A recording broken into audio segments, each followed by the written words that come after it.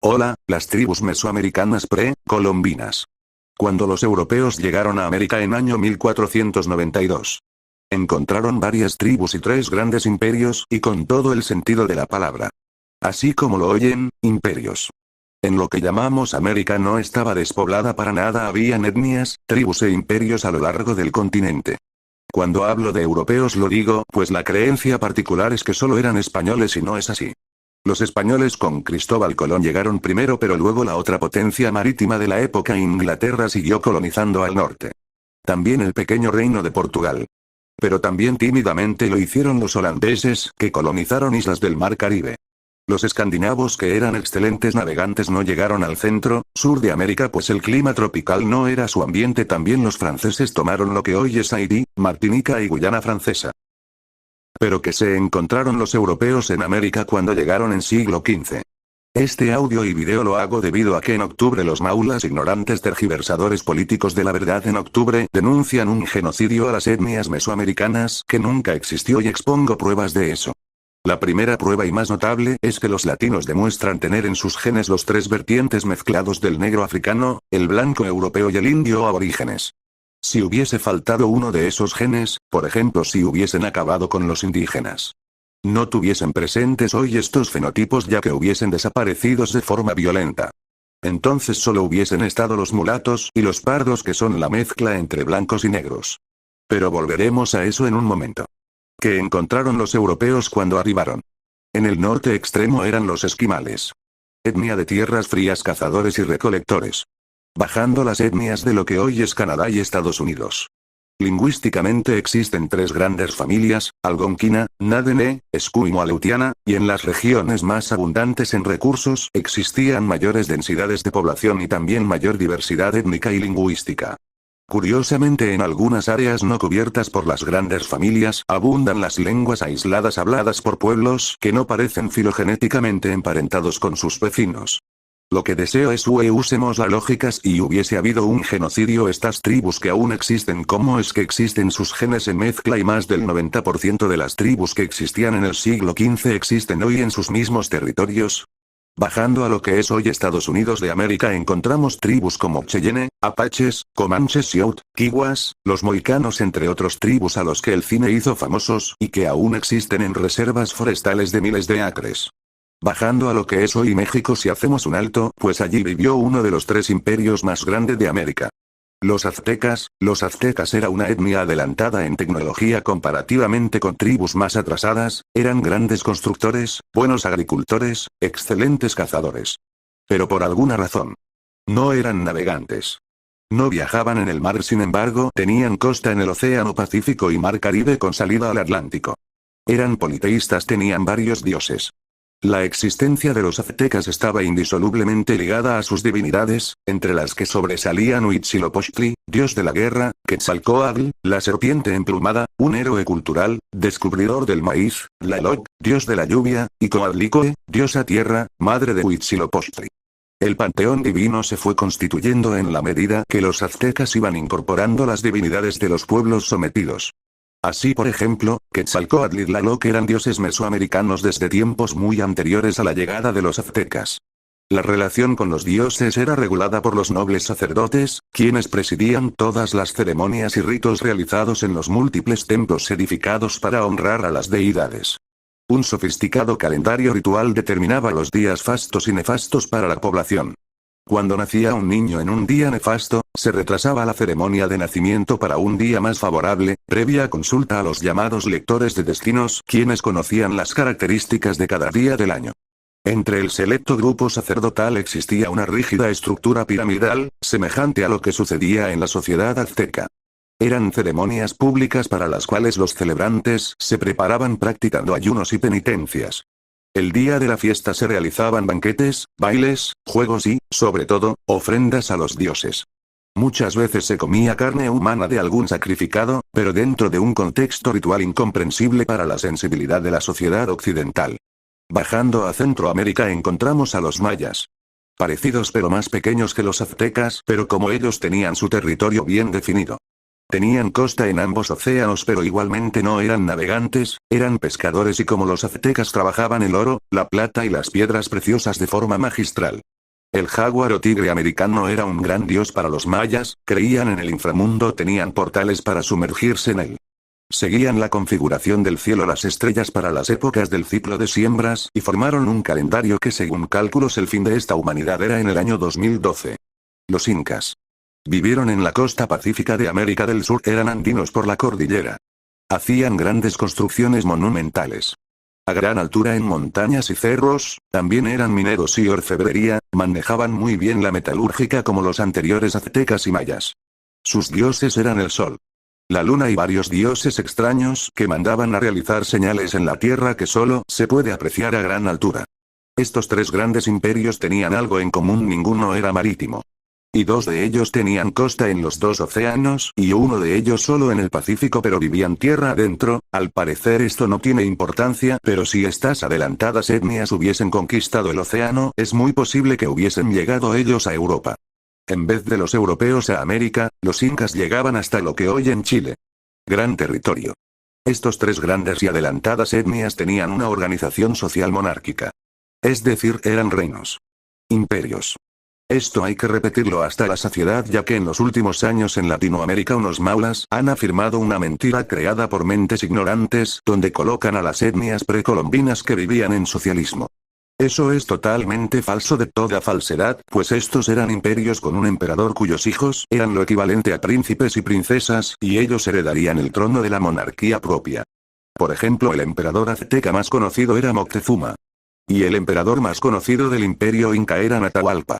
El 95% de las etnias mesoamericanas vivían en monarquías, ya que bajando hacia lo que hoy en Colombia, Venezuela, Brasil, Argentina, Chile, Perú, etc. encontramos etnias más pequeñas y menos adelantadas, pero que vivían en monarquías como el cacicazgo. Los caciques eran reyes y sus hijos heredan el mando. O las etnias del norte que eran los jefes indios, también equivalente a reyes y sus hijos príncipes. Una especie de socialismo no se vio ni se ve en América desde Alaska hasta Argentina. Todo eso es una mentira. Voy a nombrar las etnias más notables que encontraron los europeos a su arribo en 1492. Aparte de los tres grandes imperios nombrados se encontraron los caracas, los teques, los pemonés, los guaraos, los guayqueries, los guajiros, los quechua, los piaroa, los panare, los mapuches, los arhuacos, los muiscas, los bora, los ingas, los macuna, guambianos, los balasana. Continentales conviven 15 nacionalidades indígenas con tradiciones diversas y su propia cosmovisión. Las nacionalidades indígenas amazónicas más conocidas son Waorani, Achuar, Shuar, Cofán, Siona Secoya, Shiar y Záparo. Los Tagaeri, parientes de los Waorani, conforman otro pueblo de la zona, pero este fue declarado como intangible por el Estado, en respeto a su voluntad de vivir alejados de la civilización. En la sierra, en los Andes y en el Austro, están los quichuas de la cordillera. Los pueblos indígenas de Chile, los mapuche, aymara, Rapa Nui, atacameños, Olicanantay, quechua, colla, chango, dialita, cauascar y yagan. Al lado Bolivia, lo que antes era el Alto Perú. Son 36 pueblos del antiguo imperio inca, ahora resultados de mezclas muy poco con latinos. Las etnias que habitan en las márgenes del río Baupés, en la región del noroeste amazónico, son Arapaso, Bará, Barasano, Desana, Carapana, Cubeo, Macuna, Mirita-Tapuya, Pira-Tapuya, Siriano, Tariana, Tucano, Tuyuca, Cotiría, Tatuyó, Taiwano. En lo que se conoce como Argentina se encuentran los siguientes aborígenes: 38 pueblos distribuidos en todo el país. El Estado lleva el registro de 34 pueblos inscritos en el Registro Nacional de Comunidades Indígenas, RENACEI. Ellos son Atacama, Chané, Charrúa, Chorote, Chulupí, Comechingón, Dialita, Guaraní, Guaycurú, Huarpe, Yoguis, Colla, Colla atacameño, Lule, Lule Vilela, Mapuche, Mapuche Tehuelche, Mocoví, Mpia Guaraní, Ocloya, entre otros. Paraguay cuenta con composición étnica de Paraguay, es resultado de la mezcla heterogénea entre los indígenas pampidos y tupí-guaraníe. Y Uruguay cuenta con las mismas etnias de sus vecinos paraguayos, ya que son ambos países pequeños de pocos habitantes. Por último tenemos a las Guyana Inglesa, Guyana Francesa y Surinam. Estos pequeños países en realidad fueron habitados por etnias negras africana e hindúes en casi todo. Y allí tenemos con un poco margen de error. Todas las etnias que existían en el siglo XV y como puedes ver siguen existiendo además de tener sus mismos territorios. Interesante será enumerar las tribus que no existen hoy y qué pasó con ellos. Muchas menos son aquellas etnias que existieron en el continente americano en el siglo XV y no existen hoy como tal, incluyendo los tres grandes imperios aztecas, mayas e incas. Y otras pequeñas como los caracas, entre otras. Sin embargo, como estoy demostrando, el continente estaba poblado por más de 80 etnias medianas y pequeñas distintas y tres grandes imperios. Pero ¿por qué entonces el día 12 de octubre de 1492 es conocido como el Día del Descubrimiento? Cristóbal Colón y su tripulación al llegar a América creyó firmemente que había llegado a la India. Lo creyó y lo anunció así por varios meses. No sabía que era un continente aparte. Eso le costó las capitulaciones de Santa Fe, el pacto entre Isabel de Castilla y Cristóbal Colón por tierras nuevas, descubiertas y conquistadas para la corona. Aunque hay pruebas que los vikingos navegantes escandinavos llegaron a Canadá, Alaska y lo que hoy es Estados Unidos de América, ellos no dieron esto a conocer, tampoco sabían que eran tierras nuevas. En cambio, cuando Cristóbal Colón volvió a España, esto sí fue tomado como descubrimiento de nuevas tierras y la noticia se regó rápidamente por Europa. Colón se encuentra aún con diversas tribus de diferentes naturalezas y actividades, aunque muy parecidas en lo social y religioso. Algunas comenzaron a relacionarse con los recién llegados. Otras respondieron de forma violenta. Pero él vio que antes estaban peleando entre sí. Eran territoriales, tenían patrullas fronterizas, se odiaban entre sí, se capturaban, se asesinaban, hombres de una tribu violaban a mujeres de otra etnia. No vivían en santa paz que muchos maulas nuevos han escrito. Todo eso es falso. En el tema de los caribes, a quienes le dediqué un video aparte y dedicaré otro más pues es un tema extenso, los caribes pueden ser un mito. O una etnia marítima que fue extinguida por los europeos, debido a que eran caníbales y muy violentos, imposible dialogar con ellos. Digo que es un mito o puede serlo, pues los viajeros europeos y dibujantes no hablaban mucho de ellos. Pocas referencias. Ni los piratas del Caribe, bucaneros y corsarios los nombran mucho. Pero sí hay una serie de dibujos anónimos donde se puede ver caribes con la cabeza rapada siempre en actos caníbales. Volviendo a las etnias mesoamericanas, las que hoy existen y existían desde o antes de 1492 son muchísimas más que las que no existen hoy. Por ejemplo, ¿qué se hicieron los aztecas? El imperio azteca vivía en lo que hoy en México y una vez que llegado los europeos en caso de esta etnia en particular, se enfrentaron a Hernán de Cortés, capitán español, que conquista a los aztecas en busca de oro. Sin embargo, una de las ciudades más grandes de los aztecas era Teostitlán. En un escrito de la bitácora de Cortés, describió tener más habitantes que Madrid. Estos imperios tenían y manejaban la tecnología de las lanzas, arcos y flechas. Pero en América entera no se conocía la tecnología de la pólvora.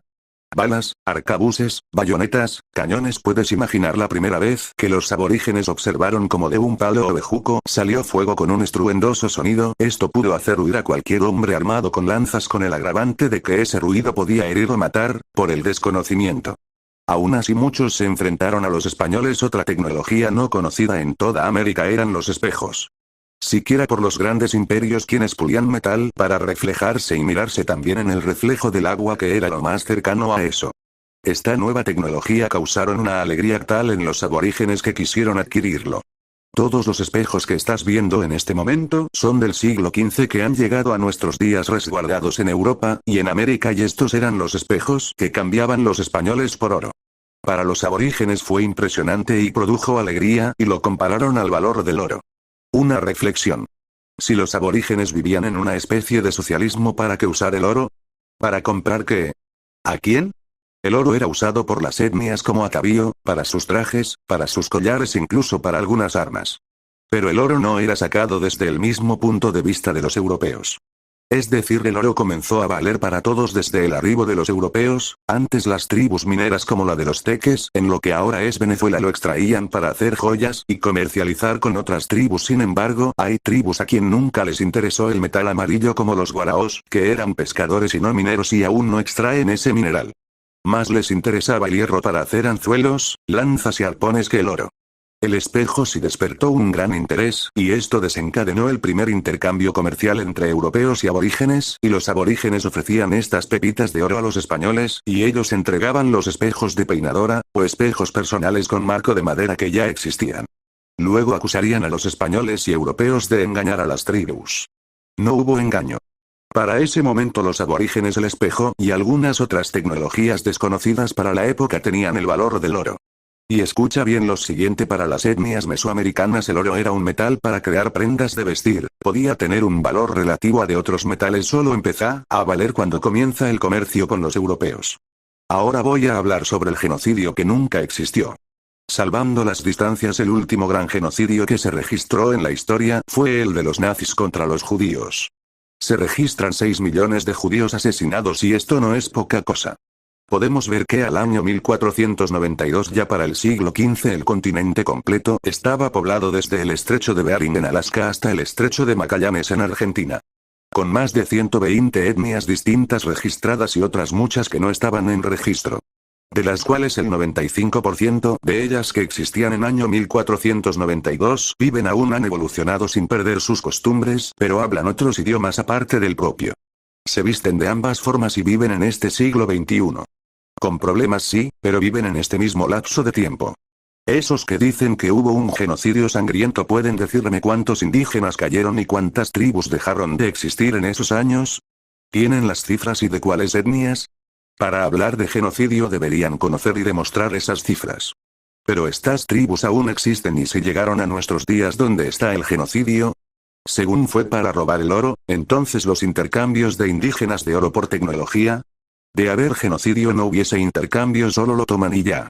También hubo uniones sentimentales entre europeos y aborígenes, como el caso de la princesa indígena Pocahontas, que se casó con Mr. Rodd, comerciante inglés, y se fue a vivir con su esposo en Londres. Luego el capitán John Smith enviaría una carta a la reina de Inglaterra, solicitando ella sea tratada como realeza de un país amigo, ya que ella es una princesa en su tribu. Cosas como estas se repitieron en varias oportunidades. Quiero que analicemos estas escenas. Esto fue en México, donde tumbaron la estatua de Colón. Ahora observa las personas que hicieron tal estupidez. Algunos tienen genes indígenas, ¿no te parece? Y si hubo un genocidio de 50 millones de indígenas, entonces ¿cómo es que sus genes están presentes en este siglo? ¿Y en este año?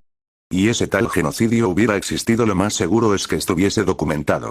Y en América siglo XIX, XX y XXI hubiesen estado solo genes del blanco europeo y el negro africano. No tiene lógica este planteamiento. Claro que en toda la conquista hubo abuso. Sí, casos aislados algunas veces, otros mucho, depende el lugar y la etnia en particular, todo depende, pero las líneas generales, dicho genocidio, no hay pruebas constantes de su existencia. ¿Pero qué sucedió con aquellas tribus que si se extinguieron o no llegaron a estos siglos? Estas etnias y 3 imperios se mutaron con los europeos, cambiaron, hasta el punto que aprendieron sus idiomas, sus armas y tecnología. Luego de los grandes enfrentamientos, que si los hubo solo en zonas específicas, las etnias comenzaron a convivir con ellas, lógicamente las que estaban cercanas a los territorios ocupados por los blancos. Pasaron décadas y siglos en lo que los aborígenes convivieron con ellos y llegaron a desaparecer. El caso de los caribes es distinto, pues de existir los caribes era una etnia marítima muy violenta y caníbal, a quien no les interesaba el oro ni los espejos, por eso es posible que los hayan combatido hasta extinguirlos. Desde Alaska hasta Argentina, en todo el gran continente, no se registra un genocidio o varios genocidios en la historia contra aborígenes. Los españoles llegan en octubre del año 1492, y en 1517 asume un rey cristiano por excelencia. Y es el rey Carlos V el que evangeliza a toda América Latina y las islas del Caribe. Fundando 79 ciudades cristianas, e invirtiendo grandes cantidades de recursos en dicha evangelización. Tarea continuada por su hijo rey Felipe II, también cristiano. Entonces, de haber un genocidio, fue el período de Carlos V, quien fue el que más evangelizó cristianamente el 60% del continente. Entonces, de haber existido un genocidio con campos de concentración y muertes en serie para acabar con las etnias mesoamericanas, esto hubiese sido obra del rey Carlos V y otros reyes europeos como Enrique VIII, quien crea la Iglesia Anglicana cristiana por la razón que el Papa en Roma no le permitía divorciarse, y su hija la reina Elizabeth, también cristiana, evangelizó el norte de América como pudo. De haber un genocidio con millones de indígenas muertos por parte de los europeos. Esto hubiese sido descrito y patentado miles de veces a través de la historia. Y con más de 120 etnias a lo largo de América completa.